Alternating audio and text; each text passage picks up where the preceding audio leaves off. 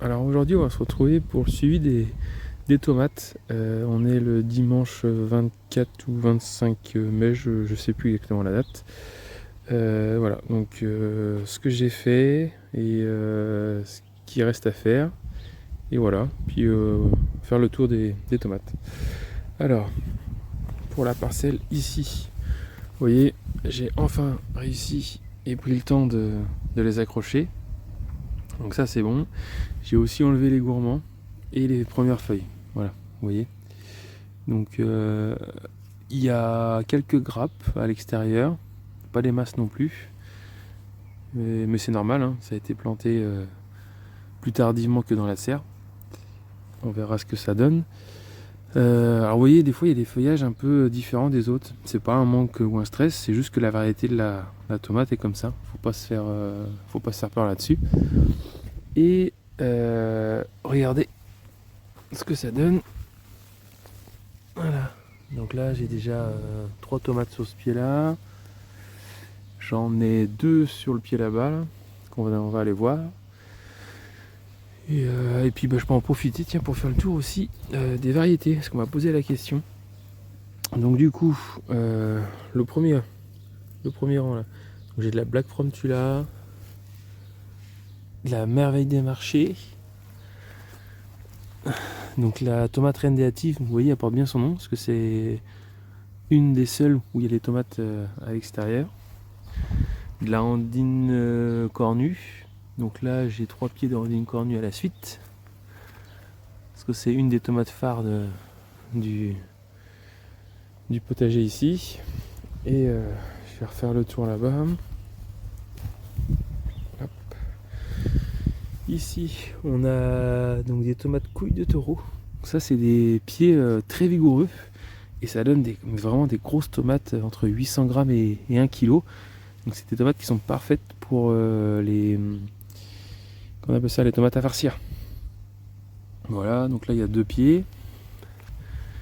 Ensuite on a de la tomate ananas. Là il y a un pied. Ici c'est de la tomate légende, donc c'est pareil, pardon, tomate légende. Donc vous voyez c'est aussi une tomate qui est assez précoce. Et du coup oui, donc j'ai les deux qui sont bien formés ici. J'en ai une autre qui arrive là, en haut, et une autre encore qui arrive là. Voilà. Donc là vous voyez j'ai laissé un gourmand ici et un gourmand ici. Voilà. Donc pour ceux qui ne le savent pas, vous avez la tige principale. La ramification, donc c'est la feuille. Donc tout ça c'est une feuille, hein. C'est pas juste cette partie là, c'est vraiment tout ça. Et entre la tige et l'insertion de la feuille, vous avez un gourmand. Donc le gourmand, soit vous le laissez, soit vous l'enlevez. Moi je vous conseille de ne pas tout enlever, d'en laisser quelques-uns si jamais la tête casse ou s'il se passe quelque chose sur la tomate, au moins ça peut repartir. Vous voyez, donc pour les enlever c'est pas compliqué, hein. Vous les prenez, oui, à ce stade là, vous les pincez et hop, ça s'enlève tout seul. Voilà, donc là j'en laisse 2, j'en laisse celui qui est ici et celui qui est là. Et après j'aviserai en fonction de l'évolution du plan si je les laisse tous ou pas.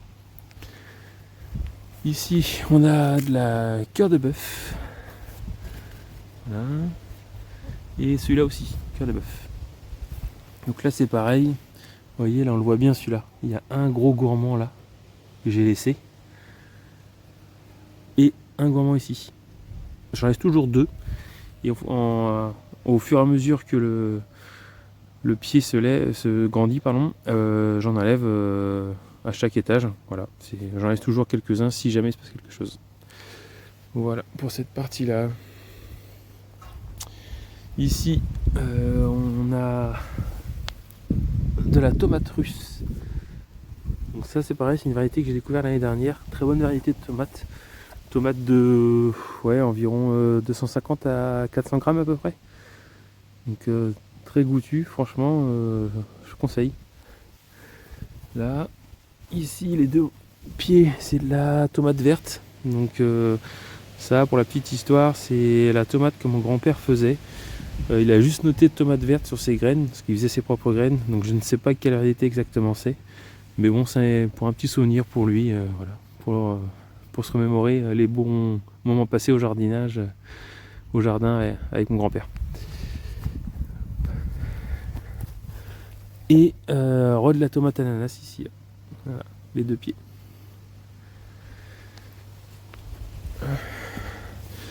Donc ça c'est ce qui est pour les tomates, on va dire classiques. Après vous avez un pied de tomate cerise jaune ici, s'il veut bien faire voilà, le point. Donc lui je vais pas le tutorer sur un tuteur, un classique. Je vais me servir du grillage, voilà, pour celui-là. Donc ça je n'étaille pas, hein, je laisse tel quel. Là c'est pareil pour les... Il y en a un là et un là. C'est les tomates Brownberry, donc c'est des petites tomates cocktail entre la tomate cerise et la petite tomate classique du supermarché. Donc très, très parfumé aussi. C'est pas mal, les petits ils aiment bien. Désolé parce que je suis un peu essoufflé dans le sens où il fait hyper lourd là. On a eu une averse juste avant là. Et là il fait chaud maintenant, donc c'est pas agréable à respirer. Ici on a une Sweet Baby tomate cerise que j'ai tutoré là. On a le deuxième ici, qui sera tutoré ici. Eux pareil que les Brownberry, je fais rien dessus, je les laisse tels quels. Ici on a de la noire de Crimée. Vous voyez? Donc on a le premier bouquet qui apparaît là. Donc bah là je peux vous montrer, ça c'est ce qu'on appelle une tête de chat.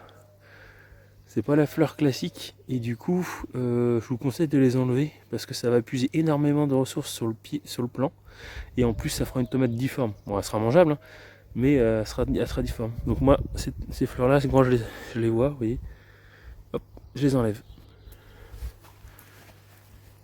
Hop. Donc pareil, ça c'est une deuxième noire de Crimée. Ici on a de la Liguria.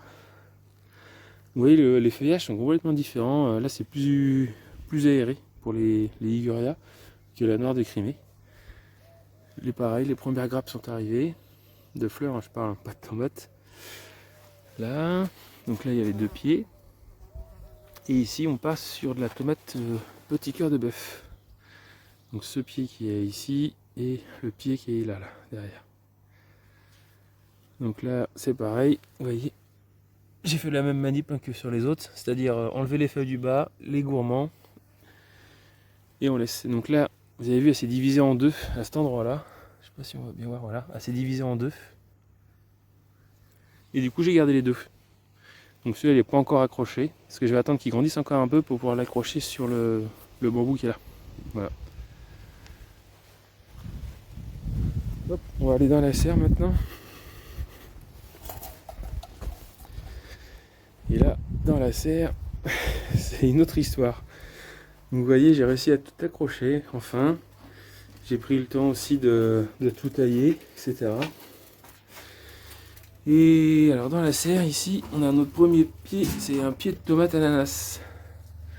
Vous voyez, ça se porte très bien. On voit l'évolution par rapport à ceux de l'extérieur. Ça grandit hyper vite. Donc tomate ananas, tomate tardive, hein, donc pour fin de saison. Ici, là, on a une deuxième tomate. En fait, c'est par 2 à chaque fois. Donc tomate ananas. Celle de derrière, vous voyez, on voit derrière les tomates qui se forment. Ça, c'est de la tomate rose de Berne. Pareil, c'est une très bonne tomate. Bon, en fait, toutes les tomates sont bonnes, j'ai l'impression. Mais vis-à-vis de ce que j'ai testé, c'est les variétés que j'ai gardées. Donc, forcément bonnes pour nous en tout cas. Donc 2 roses de Berne. On a encore de la ondine cornue derrière. De la ondine cornue devant. Je ne sais plus ce que c'est. Hop, je vais vous dire ça tout de suite. C'est de la reine des hâtives devant là. Donc elle n'a pas encore de tomates. C'est bizarre. Les bouquets sont là, mais j'ai pas de tomates qui se forment. Donc soit un manque de vent pour que ça se pollinise, ou je sais pas. Parce qu'à l'extérieur, vous avez vu, on en a pour la même variété. Donc on a une là, une derrière. Et ici, on a les couilles de taureau. Et vous voyez, les couilles de taureau, c'est des tomates qui vont grossir très rapidement. Et encore une là. Voilà. Donc au niveau des ravageurs, Il y en a quand même quelques-uns, surtout dans la serre. J'ai remarqué, on a des petits moucherons noirs qui peuvent apparaître, qui viennent piquer les feuilles. Donc pour le moment, j'en ai pas. Mais je surveille ça de très près parce qu'on a eu des années où ça a complètement ravagé les tomates et les fruits surtout. Donc on a ça, on a le mildiou bien sûr, l'alternariose. Donc ça c'est une maladie qui touche directement pareil le feuillage et le fruit. Ça peut être confondu aussi avec le cul noir. Voilà.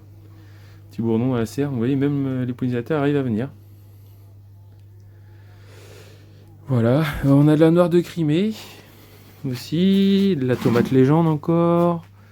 Légende. De la Black Frontula.